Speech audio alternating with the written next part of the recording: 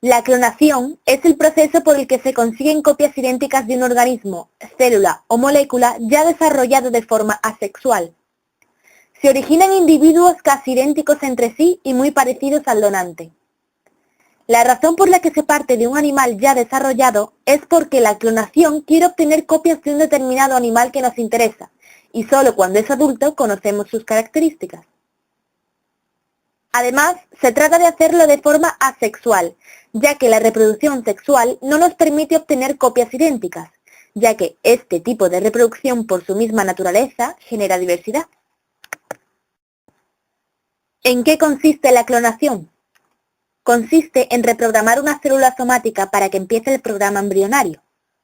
Una vez comenzado su desarrollo, se implantaría en un útero, ya que de momento no es posible que se desarrollen fuera.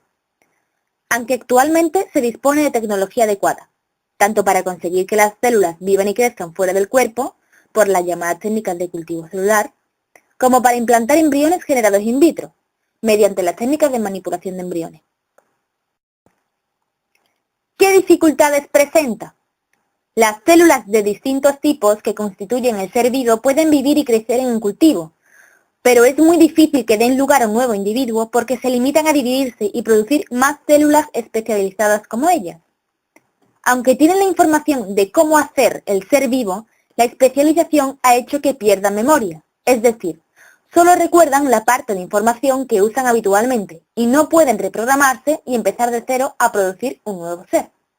O al menos esto se pensaba hasta que se publicó la existencia de Dolly.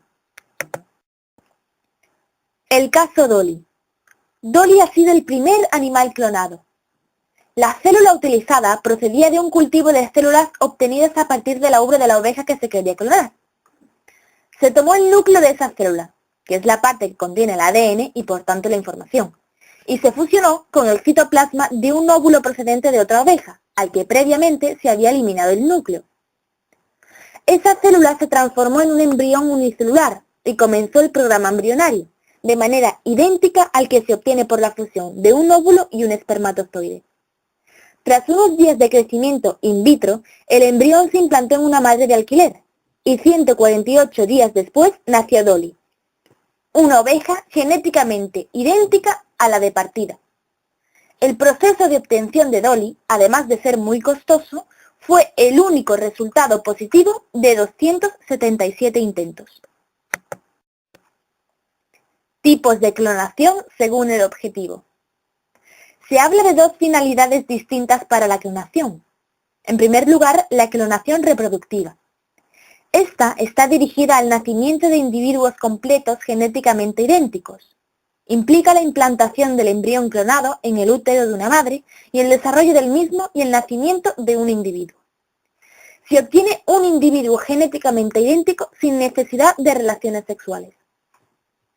Y en segundo lugar, la clonación terapéutica, que está limitada a la fase celular y tiene como principal finalidad la obtención de las denominadas células madres.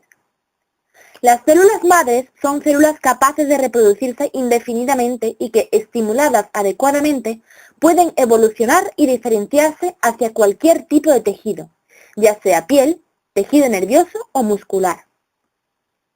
Estos tejidos se podrían utilizar para tratar a pacientes con una gran variedad de enfermedades sin problemas de rechazo. Es decir, en realidad, la diferencia entre ambas es que, mientras la primera tiene como finalidad la reproducción humana por medios asexuales, la segunda solo es un medio para generar células madre. Aparte del ya explicado que es la clonación verdadera, se podrían clasificar según el método empleado otros dos tipos de clonaciones. Podemos hablar en primer lugar de fisión gemelar o lo que es lo mismo partición, que consiste en dividir un embrión en el estadio de una célula en las primeras fases de su desarrollo e introducir cada una en la zona pelúcida de otro óvulo o en una cubierta artificial para después implantarlo. El resultado son individuos prácticamente idénticos entre sí, pero diferentes a sus padres. Realmente este método no se debe considerar como clonación en sentido estricto. En segundo lugar, se da la paraclonación, en la que se toma una célula de un ser adulto, se extrae el núcleo y se añade ese mismo núcleo a un óvulo, al que previamente se ha vaciado de su propio núcleo. El embrión resultante crece en el laboratorio durante unos días hasta el estado de blastocisto, que se da 4 o 5 días después de la fecundación, y luego se implanta en el útero de una hembra. El resultado: individuos casi idénticos entre sí, pero diferentes a los progenitores.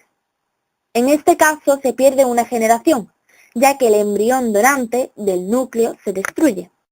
Los problemas morales que la Iglesia plantea sobre la clonación son los siguientes. Manipulación radical.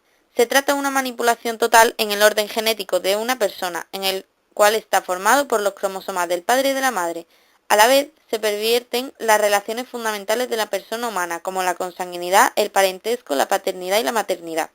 Se trata de un acto inmoral, en el cual entran a formar parte varios aspectos morales de la persona.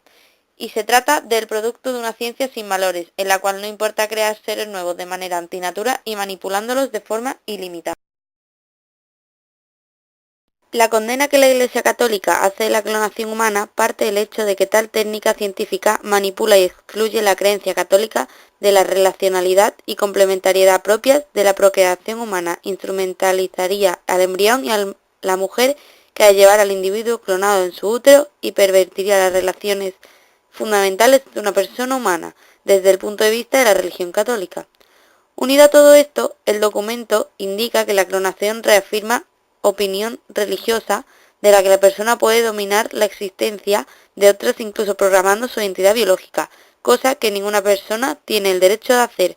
Finalmente, la Iglesia Católica sostiene la teoría de que permitir la clonación humana implicaría una violación de los principios fundamentales de los derechos del hombre, la igualdad entre los seres humanos y la no discriminación.